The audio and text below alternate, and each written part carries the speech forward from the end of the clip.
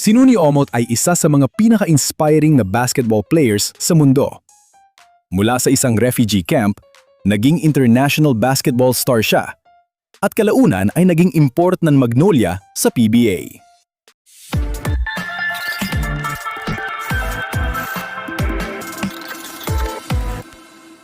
Ipinanganak si Nuni Omot noong October 3, 1994 sa Nairobi, Kenya, sa isang refugee camp.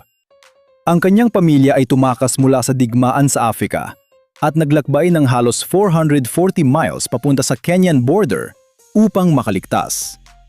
Matapos ang ilang kaon sa refugee camp, tinulungan ng humanitarian groups ang pamilya na lumipat sa Minnesota, USA noong 1996.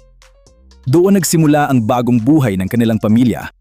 Habang lumalaki, nagtatrabaho ang kanyang ina ng 2 trabaho para suportahan ang kanilang pamilya. Si Nuni naman ay inaalagaan ng kanyang kuya habang siya ay nag-aaral. Noong una, hindi basketball ang sports ni Nuni. Mahilig siya sa football at soccer. Pero nang bigla siyang tumangkad, nagsimula siyang maglaro ng basketball sa Mahatomeday High School sa Minnesota. Sa kanyang senior year, nag-average siya ng 18.6 rebounds, 2 assists. Dahil dito, nakatanggap siya ng All-Conference Honors kahit wala siyang nakuha ng malaking scholarship mula sa mga NCAA Division I schools. Hindi naging madali ang college career ni Omot. Naglaro siya sa 3 paaralan, ang Concordia University, Indian Hills Community College, at Baylor Bears.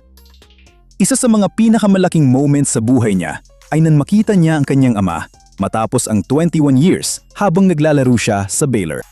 Noong 2018, hindi siya napili sa NBA draft. Pero hindi siya sumuko.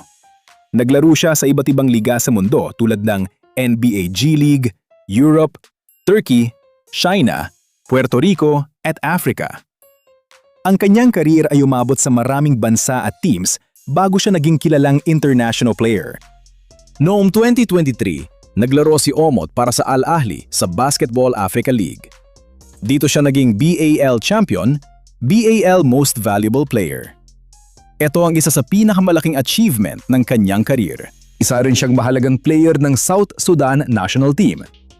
Noong 2023 FIBA World Cup, tumulong siya upang makapasok ang South Sudan sa World Cup at maging unang pagkakataon ng bansa na makapasok sa Olympics. Sa 2024 Olympics, siya rin ang nakapuntos ng first ever Olympic points para sa South Sudan. Noong March 2026, pumirma si Omot bilang import ng Magnolia Chicken Templados Hot Shots sa PBA. Dahil sa kanyang height na 6'9", versatility at shooting ability, naging malaking tulong siya sa Magnolia bilang import. Ang kwento ni Nuni Omot ay patunay na kahit galing ka sa refugee camp, kahit walang scholarship sa simula, kahit hindi napili sa NBA draft, pwede ka pa ring maging international basketball star kung hindi ka susuko. Kung gusto mo ng kwento ng mga atleta na hindi mo pa naririnig, subscribe na at i-click lang ang notification bell para updated ka lagi sa ating mga bagong video.